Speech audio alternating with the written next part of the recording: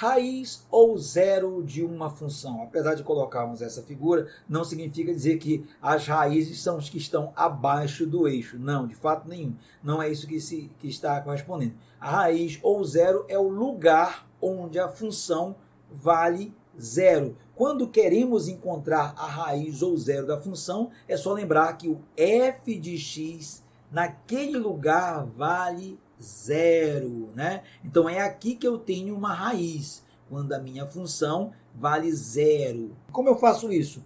Nós vimos no início do estudo das funções, nós estamos começando ali com as funções polinomiais, que são as mais simples de se entender um pouquinho. É claro que não são todas, mas já vimos as funções, por exemplo, do primeiro grau, que é a função mais prática para encontrarmos a raiz. Como que eu sei, por exemplo, qual a quantidade de raízes que uma função pode ter? Bem, a raiz, ou zero, ou raízes, né, ou zeros, elas estão suportadas pelo chamado teorema fundamental da álgebra. Nesse teorema podemos enunciá-lo de uma maneira bem simplória, da seguinte maneira: para as funções polinomiais, né, toda função polinomial de grau n tem exatamente n raízes ou zero. Claro, não estamos falando aqui das raízes não reais, que também são contadas por esse teorema. Vamos falar, nesse momento, apenas das raízes reais. Então, quando falamos, por exemplo, de uma função de grau 1, por exemplo, a função f de x igual a 3x mais 4, já sabemos, por ser grau 1, ou seja, o x está elevado ao expoente 1, não aparece, mas aí está aqui. Então, essa função tem apenas uma raiz. Né? Se nós pegarmos, por exemplo, uma função de grau 2x ao quadrado, por exemplo, menos 16, sabemos, por ser de grau 2, essa função terá duas raízes. E uma função, por exemplo, de grau 3, f de x igual a x ao cubo mais 2x ao quadrado menos 5x mais 4, por exemplo, essa função poderá ter 3 raízes. Por que poderá ter 3 raízes? Porque essas raízes podem não ser raízes reais, mas ainda assim serão contadas, então elas terão ao todo 3 raízes. Mas as raízes reais poderão ou não ser 3. Então, assim, se eu tiver um polinômio de grau n, né, se eu tiver uma função f de x igual a x elevado a n, eu já sei que, como resultado, não importa quantos mais ele tem aqui, eu sei que ela terá n raízes. Essa é a ideia para as funções polinomiais. De fato, vamos ver aqui como encontrar as raízes dessas funções. Vamos começar aqui pelo exemplo da função f de x igual a 3x menos 4. Ora, uma função como essa, ela terá raiz quando f de x for igual a zero. Então, quando eu escrevo dessa maneira, eu estou procurando o valor de x no qual a função vale zero. Então, eu escrevo 3x menos 4 igual a zero. E aí eu resolvo, quando eu igualo a zero, eu tenho a chamada equação. Encontrar um valor para x para que torne isso verdadeiro. Daí, eu escrevo assim: 3x igual a 4, ou seja, eu vou adicionar 4 dos dois lados, claro que a gente vai mostrar aqui a adição, se eu colocar mais 4 aqui, 4 e menos 4 cancelo, 0 mais 4 é 4. Então, eu terei isso aqui. Ou, como dizem lá no macete, pega o menos 4 e passa para o outro lado, somando. Fizemos isso. Então, 0 mais 4, 4. Agora, eu tenho um x multiplicando. Ele vai passar para o outro lado, dividindo sobre 3. Então, quando fazemos isso, encontramos o valor para x, ou seja, se eu aplicar 4/3 na expressão, como resultado eu terei zero. Então, isto aqui é a minha raiz da função, tá? Onde a função vale zero. Imagina agora que nós tenhamos uma função, por exemplo, uma função do tipo f de x igual a x ao quadrado menos 9. Por exemplo, essa função, apesar de ser de grau 2, eu coloquei bastante simples para o método de resolução ser equivalente ao método de resolução da função do primeiro grau. É claro que para a função quadrática existe um método próprio, chamado método de Bhaskara, utilizado aqui no Brasil. A gente utiliza para encontrar as raízes de uma função quadrática. Mas para uma função desse tipo, chamada incompleta, nós podemos resolver, né? Quando dizemos que f de x vale zero, podemos resolver pelo método tradicional, como uma equação comum. Então, x ao quadrado menos 9 igual a zero. x ao quadrado igual 1 menos 9 aqui, está subtraindo, eu vou passar para cá somando, vai ficar 9. E eu chegando aqui, né, a gente vai pensar quais são os valores que eu posso colocar no x de maneira que eu elevo ao quadrado e esse resultado é 9. Você fala assim, o x vale 3. Verdade, o x vale 3, porque se eu for analisar, se eu for fazer uma análise, 3 ao quadrado é 9, é verdade. Mas existe uma outra possibilidade. Lembra do teorema fundamental? X ao quadrado vai ser, como x está elevado a 2, significa dizer que eu tenho duas raízes. Tá? Se as raízes forem todas reais, eu tenho um outro número real que vai dar 9. Aí você coloca, então, o x é menos 3, porque menos 3 ao quadrado também é 9. Então, nós dizemos que essas duas raízes preenchem isso aqui. Uma outra maneira de encontrar isso aqui seria fazer assim. Como x ao quadrado é 9, a gente tira a raiz quadrada desse lado e deixa o outro. Tirando a raiz quadrada aqui, a gente diz que isso aqui vai dar simplesmente x. E do outro lado, como é a raiz quadrada de 9, eu digo que ela é mais ou menos raiz de 9, que será mais ou menos 3. Vimos aqui que o x é 3 ou o x é menos 3. Portanto, as raízes da minha função polinomial de grau 2, já que tem x elevado ao quadrado, duas raízes, será mais ou menos 3. Elas são opostas? Depende da função. Neste caso, nós vamos ter uma função desse tipo. Existe um método próprio. E o que aconteceria se eu tivesse uma função um pouco maior, de grau 3, por exemplo? Bom, para graus, para funções polinomiais de graus mais elevados, por exemplo, 3, 4, 5, 6 e assim vai, nós vamos usar existem vários métodos, mas o método inicial, o método que não precisa você conhecer outros teoremas para resolver ou outras particularidades da função, é o chamado método da bisseção. E diz assim, olha, se eu tenho uma função que ela é definida em todo o intervalo AB e ela é contínua nesse intervalo, eu vou ter, por exemplo, se eu sei que existe pelo menos uma raiz, olha, chamada aqui Qi, esse número aqui é o chamado Qi, né? Uma raiz, né? Eu chamei Qi, né? Essa raiz, né? Ou seja, o f de x igual a 0 dentro desse intervalo, então, como eu encontrarei essa raiz? A gente vai usar o chamado método da bisseção. Em que consiste o método? O método consiste em seguinte, você pega o intervalo e vai subdividindo sempre ao meio, né? Cada interação você corta ao meio. E aí você vai analisar, né, a primeira metade, a segunda metade, se a raiz está em qual das duas metades. Como assim? Eu vou analisar que a raiz vai estar certamente naquela metade cujos sinais dos extremos são opostos. Por exemplo, né, imagine, eu pego um intervalo, eu digo assim, tem uma função por aqui e ela tem uma raiz no intervalo de 0 a 1. Isso é verdade.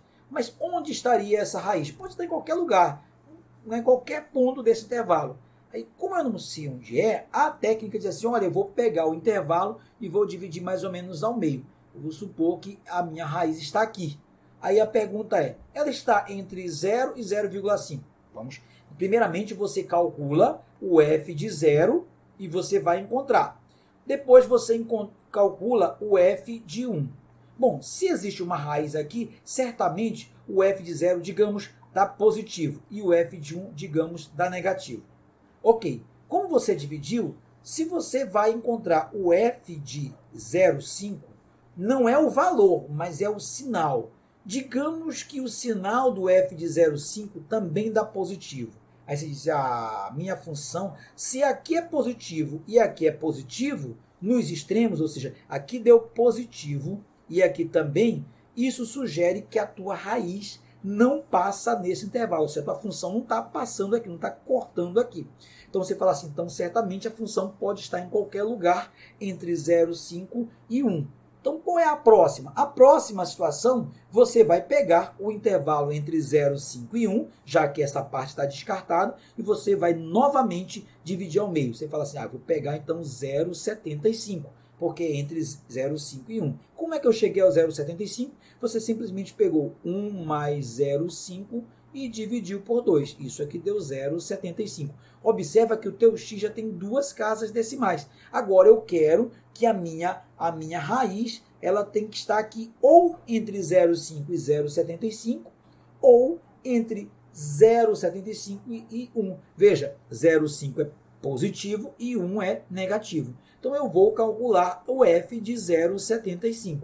Quando eu calculo o f de 0,75, suponha que ele dá de novo positivo. Você fala assim, puxa, professor, se der positivo, o que vai acontecer? Se der positivo, veja, a raiz não pode estar aqui, porque os dois valores são positivos e nós dissemos que só existia uma raiz no intervalo inteiro. Então, ela certamente não passará por aqui. Logo, a minha raiz possivelmente estará entre 0,75 e 0,5. E aí, claro, eu posso continuar realizando o método até ter uma aproximação. Como que eu sei quando eu devo parar? Depende do grau de aproximação. Se eu te pedir, por exemplo, uma raiz cujo f daquela raiz, né, o f de xi, por exemplo, for aproximadamente, eu quero uma aproximadamente com, sei lá, três casas decimais, você vai ter uma raiz 0,00, digamos, 1. Então, esta aqui já é satisfatória. Você chegou o mais próximo possível da sua raiz. Então, daí você teria a raiz encontrada. Vamos a um exemplo desse método da abscissão. Vamos pegar aqui a função f de x igual a x ao cubo menos 3x ao quadrado menos 2x mais 6. Bem, a ideia dessa função, por exemplo, para saber onde está a raiz, se tem uma raiz, a gente teria que construir uma tabela e montar um gráfico. Vamos usar, então, como referência, um software gráfico. Aqui o software que a gente está utilizando é o GeoGebra. Você pode encontrar esse software, baixar esse software diretamente do site www.geogebra.org. Essencialmente, esse software ele pode ser utilizado para traçar gráfico. Ele tem outras funcionalidades, mas para traçar o gráfico de uma função ele é fantástico, tal como encontrar as raízes também. Mas no nosso caso, a gente só quer ter um vislumbre do gráfico dessa função. Então, eu vou colocar aqui f de x igual a x ao cubo menos 3x ao quadrado menos 2x mais 6.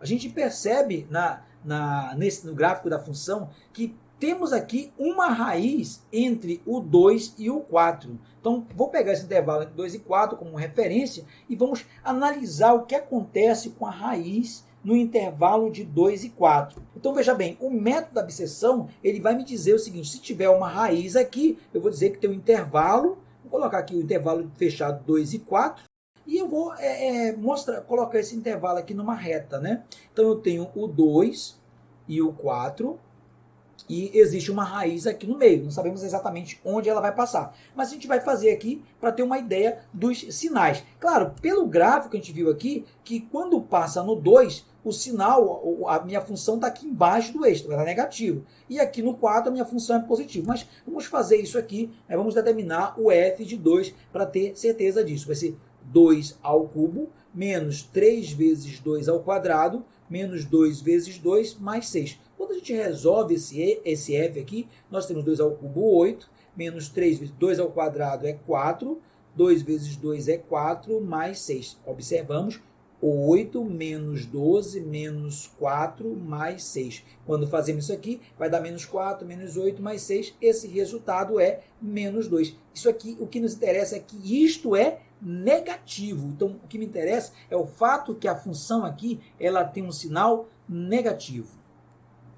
Tá? E claro, já que tem uma raiz, aqui no 4 vai ter que dar positivo. Mas vamos fazer aqui o f de 4 só para ter certeza. Vai ser 4 ao cubo menos 3 vezes 4 ao quadrado menos 2 vezes 4 mais 6. 4 ao cubo dá 64. 4 ao quadrado, 16. 3 vezes 16 dá 48. 2 vezes 4 é 8 mais 6. Então, teremos aqui o seguinte. 48 com menos 8 dá menos 56. Menos 56 para 64 é 8, né? 8 mais 6 é 14. Como eu falei, o que nos interessa aqui é o fato que esse resultado é positivo. Está bem aqui. Então, já sabemos que tem uma raiz aqui pelo meio. Então, aqui em algum lugar, né? Então, vamos supor, né, pelo método da abscissão, que o meio seria aqui no 3. Vamos analisar agora o que acontece com o valor do f no 3, exatamente. O que nós queremos?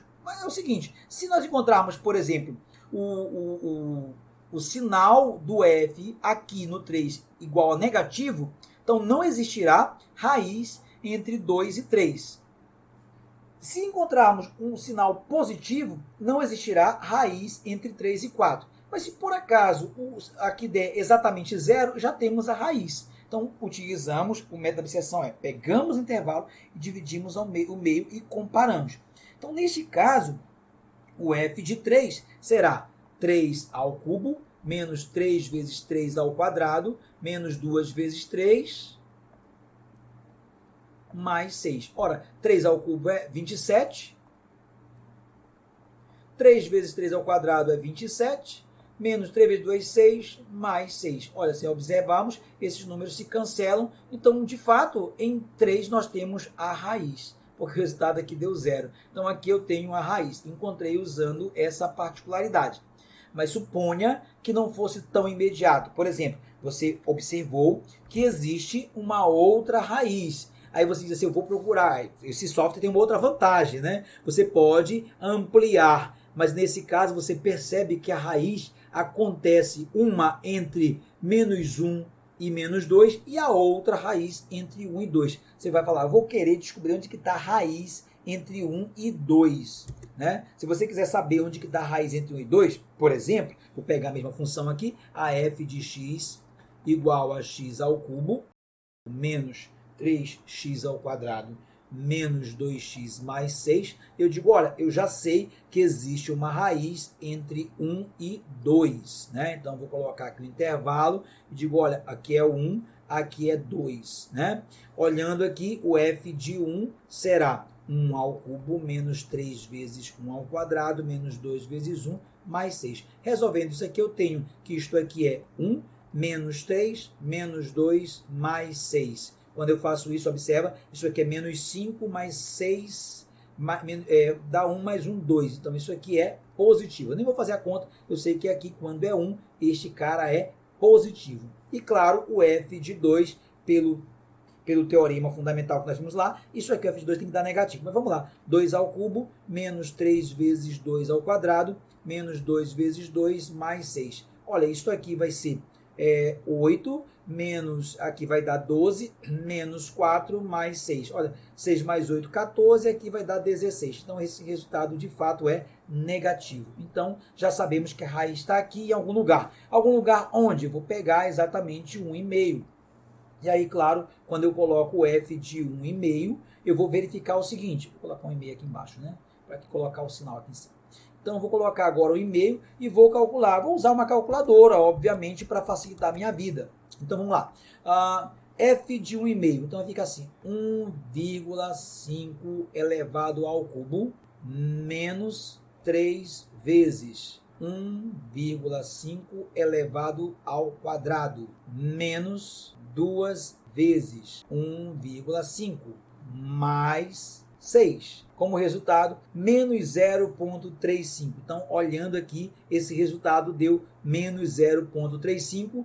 Isso aqui, menos 0,3, só rapidinho, 375, né? Então, 375. O que me interessa é que isso aqui é negativo. Qual é a conclusão que se chega? Que a raiz que eu estou procurando, ela não está aqui, não está nesse intervalo. Esse intervalo não serve. Significa dizer que a minha raiz está entre 1,5 e 1, né? Entre 1 e 1,5. Aí, claro, eu poderia refinar o meu método e dizer, olha, eu quero saber exatamente mais próximo do 1,5 ou mais próximo do 1. Eu vou pegar o meio do intervalo. Quem é esse meio do intervalo? 1,25. Como é que eu encontro esse 1,25? Você vai pegar o 1, vai somar com 1,5 e dividir por 2. Isso aqui vai dar 1,25.